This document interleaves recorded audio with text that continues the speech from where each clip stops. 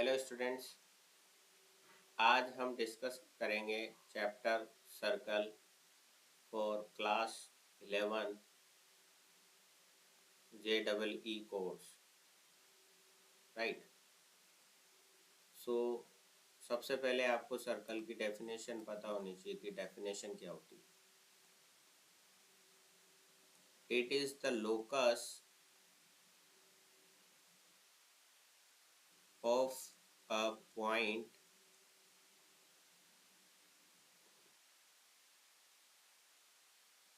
which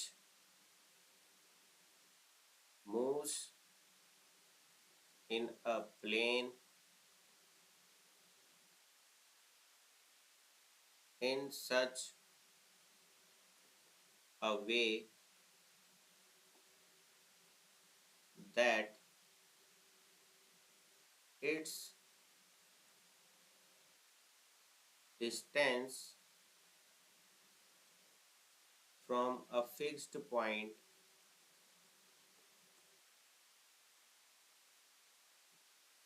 is always constant. It is the locus of a point which moves in a plane in such a way that its distance from a fixed point is always constant. ये तो हो गया आपका fixed point, जिसको आप क्या बोलते हो, सेंटर बोलते हो। ठीक है, तो इस फिक्स्ड पॉइंट से ये locus, it is the locus of a point, एक पॉइंट का लोकस एक फिक्स्ड पॉइंट से जो कि प्लेन में मूव करता है। ठीक है, और जो डिस्टेंस है फिक्स्ड पॉइंट को तो आप सेंटर बोलते हो, और ये जो डिस्टेंस है उसको आप किससे रिप्रेजेंट करते हो, रेडियस से रिप्रेजेंट करते हो। ठीक है, और हम यहाँ से यहाँ तक अगर इसको मिला दें, लाइन को इस पॉइंट से इस पॉइंट तक अगर इस लाइन को हम ज्वाइन कर देते हैं, इसको हम क्या बोलते हैं, डायामीटर बोलते हैं। ठीक है, जो कि आपके सेंटर से पास होते हुए जाता है, उसको हम रिप्रेजेंट करते हैं डी से। ये तो डायामीटर हो गया। आर किसको रिप्रेजेंट करता है, रेडियस को रिप्रेजेंट करता है।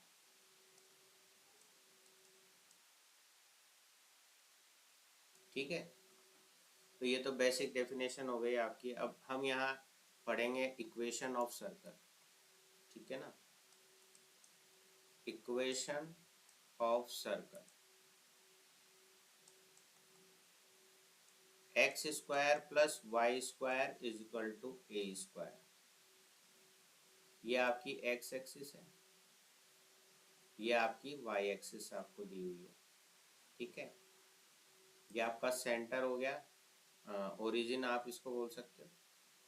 ठीक है, और ये आपका एक सर्कल हो गया। ठीक है, तो ये जो इक्वेशन है एक सर्कल की इक्वेशन है, जिसका सेंटर जो है ओरिजिन पर है। ठीक है ना, और रेडियस जो है वो इसकी आप ए मान लो, यहाँ से यहाँ तक ए रेडियस का एक सर्किल है।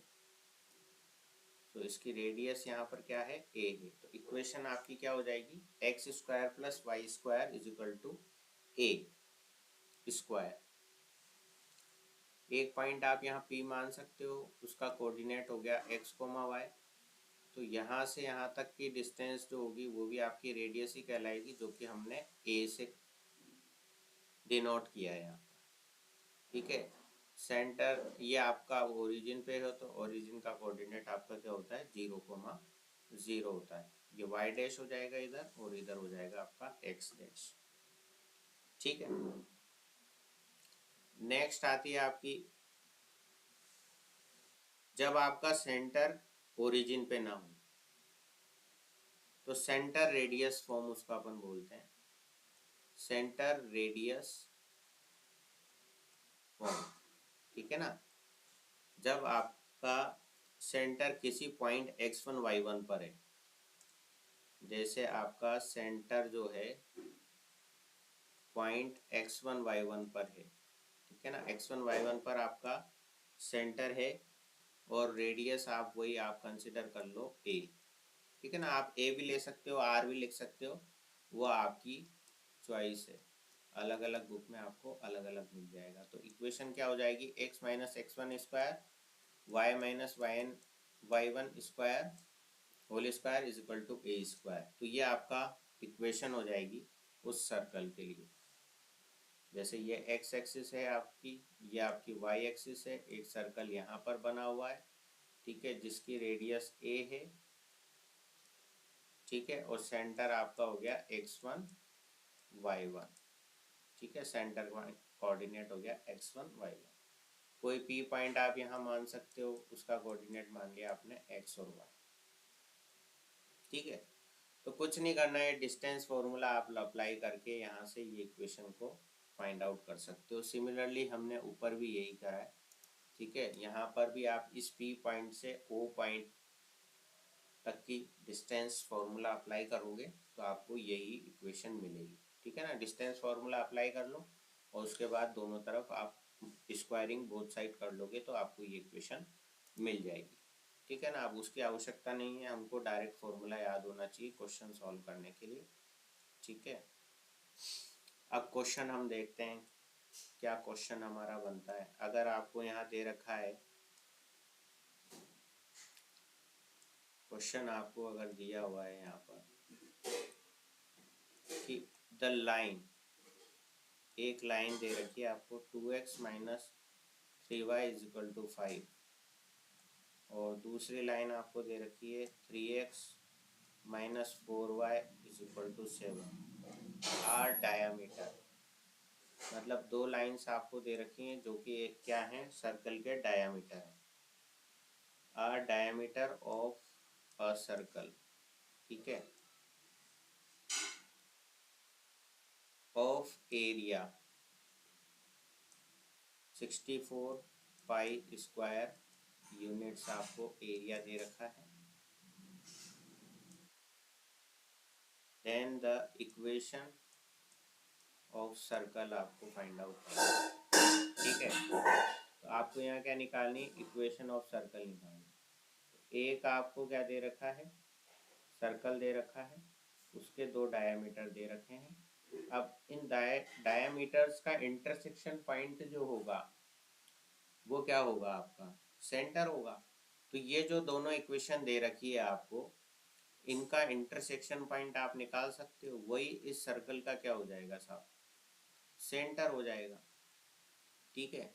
तो सबसे पहले तो मैं इन दोनों इक्वेशन को आप सॉल्व करता हूँ और सेंटर की वैल्यू जो है मैं फाइंड आउट कर लेता हूँ। तो दोनों इक्वेशन मेरे को ये दी हुई है। तो अब यहाँ पर तो मैं करता हूँ 4 से मल्टीप्लाई और यहाँ पर मैं करता हूँ 3 से मल्टीप्लाई। तो फर्स्ट इक्वेशन में मैं कर रहा हूँ यहाँ पर 4 से मल्टीप्लाई, तो ये हो जाएगा 4x माइनस 12y और यहाँ आ जाएगा 20। सेकेंड इक्वेशन को मैं करता हूँ 3 से मल्टीप्लाई, तो यहाँ हो जाएगा 9x माइनस 12y और 21। अब मैं इनको करता हूँ सब्सट्रैक्ट, तो यहाँ तो बचा -1, ये कैंसिल आउट हो गया, और यहाँ बचेगा -5x।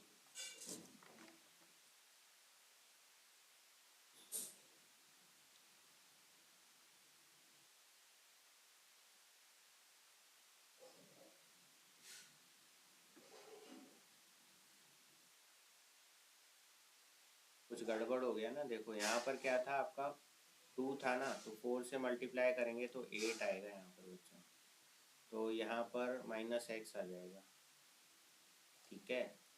तो माइनस से माइनस कैंसिल होकर के x की वैल्यू 1 आ गई।